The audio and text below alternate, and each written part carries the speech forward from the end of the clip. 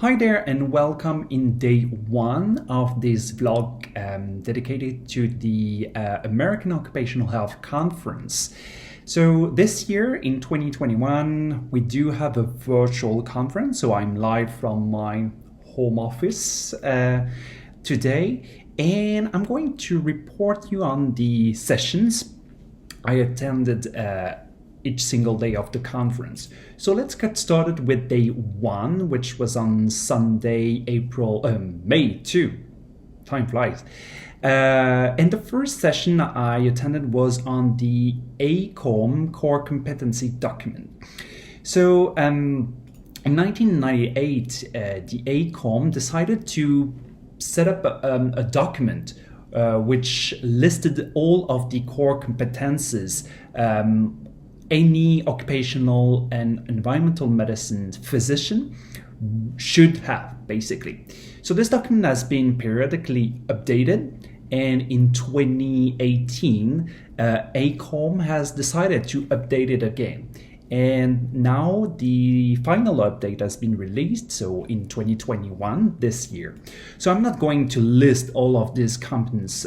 Basically, this document comprises different sections.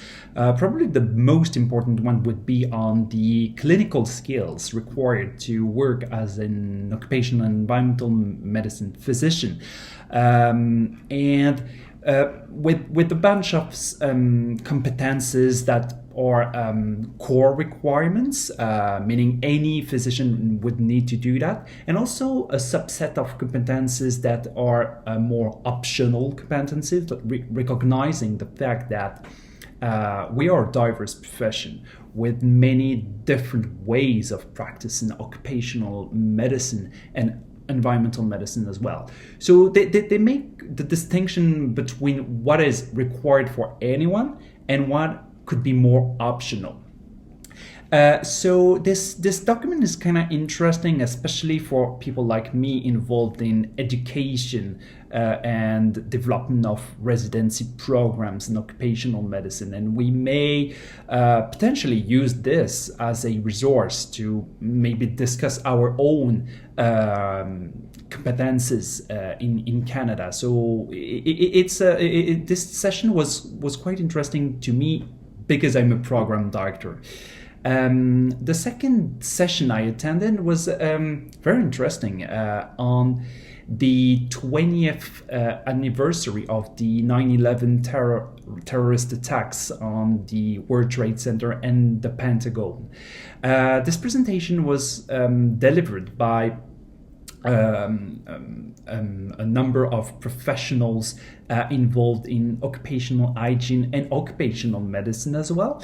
So Frank Ehrenfeld, who is directing a lab on asbestos testing, has explained how he's been dealing with the samples he's been provided when the terror attacks have occurred in the United States. But before that, he reminded us something I didn't know actually, that in 1993 there already were some terror attacks directed towards the World Trade Center, and actually in the North Tower Parkade there's been an explosion there, and already at that time exposure of first responders to a variety of dust and debris in this setting, and actually some of them were not even wearing the PPE required for this kind of task. So this reminds us that there was already, prior to the 2001 terror attacks, some past exposures in this context. So moving back to the 2001 attacks, there have been a number of analyses and a huge number of samples analyzed following the attacks. Basically, these analyses showed asbestos in abundance, and also some presence of different metals such as cadmium, chromium, or lead.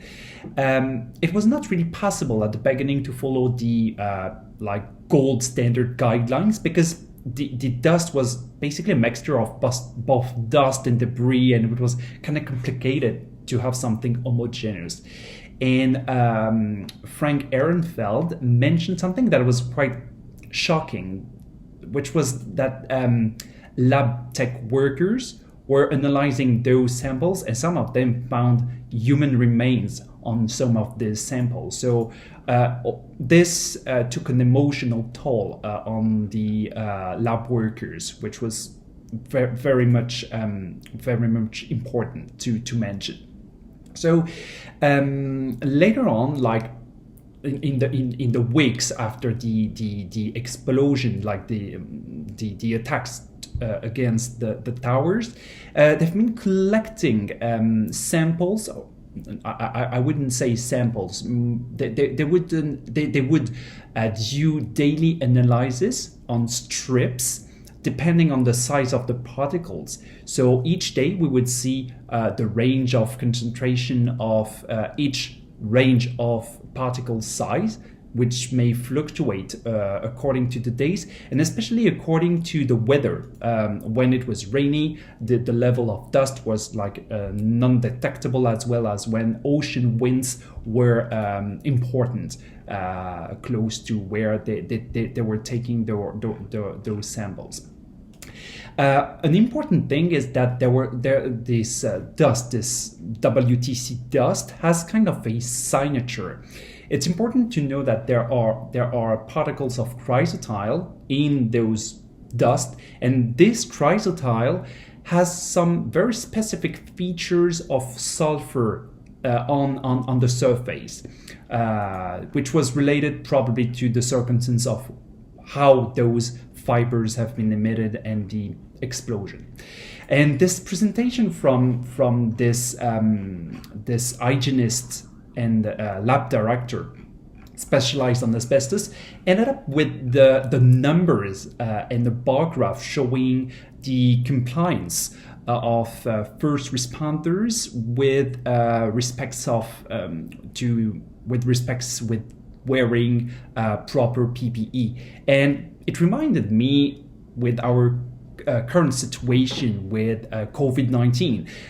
Basically, at the beginning of the attacks and the first few hours, a low number of responders were wearing the proper PPE, and then it increased over the days, like compliance with wearing PPEs increased. It reminds me that at the beginning of the COVID pandemic, it was pretty much the same with healthcare workers, mostly because of low availability and supplies with PPE, and then it increased. So maybe there is kind of a common pattern when we have kind of a catastrophe. We may train our responder, we may do whatever we can to anticipate, but like when we get started with this, there may always be a little bit of like a rush, being on a rush and prioritize providing assistance to others rather than protecting their own health.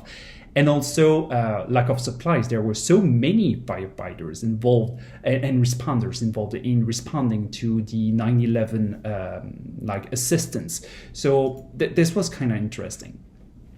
Moving on to the more clinical side provided by Dr. Udasin from the Rutgers University Environmental and Occupational Health Science Institute. It was a very interesting presentation, kind of summarizing all of the health effects, acute health effects, including the reduction in FEV1 that never come back afterwards. So there is an acute impairment, and that never totally heals afterwards.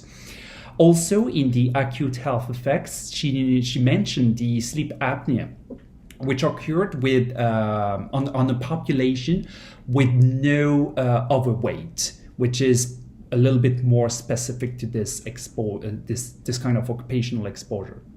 Later, we identified rates of sarcoidosis, which is something that I recently heard of when I did a little bit of research on firefighters and sarcoidosis. There is a number of papers showing the increased incidence of sarcoidosis among WTC responders.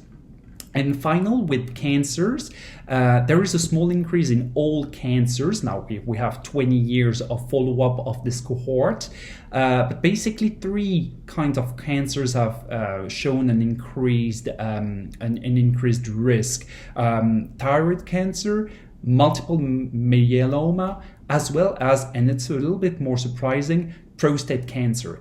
And what is important with prostate cancer is that among the cohort of WTC responders, these cancers occur on younger people and are more aggressive with a higher Gleason score. So basically, this session was extremely interesting on WTC responders, and I really enjoyed it. And I'm gonna finish quite quickly on the last session I attended today on evidence-based approach to workers' compensation claim management. It was a little bit more like it was a compensation session. So basically, more discussing on money claims, which is a little bit outside of my interest.